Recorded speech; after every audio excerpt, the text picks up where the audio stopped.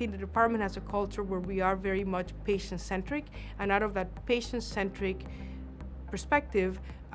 essentially evolve the mission of research, education, and community service. So I can give you an example of how clinical care ultimately led to research that not only changed the way that we treat patients at Mass General, but the way that we actually inform treatment, not only nationally, but also globally. Several years ago, I was in the operating room with one of our fellows, and we were getting ready to do an operation on a patient who had an early stage cervical cancer. And the fellow asked me why we were doing the surgery open. My answer to the fellow was that we had no data to inform that the laparoscopic procedure or the minimally invasive option was actually safe in patients with cervical cancer, that we have data that that surgery is safe for patients with endometrial cancer, but not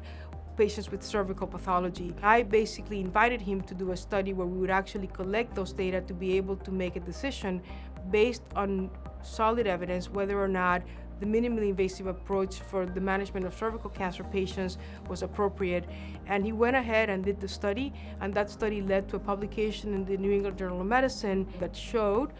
in combination with a randomized clinical trial, that the minimally invasive approach for patients with cervical cancer is inferior and not safe compared to the open surgery. And that data have now been quoted not only nationally but internationally, and will become the way that we deliver cervical cancer operative treatment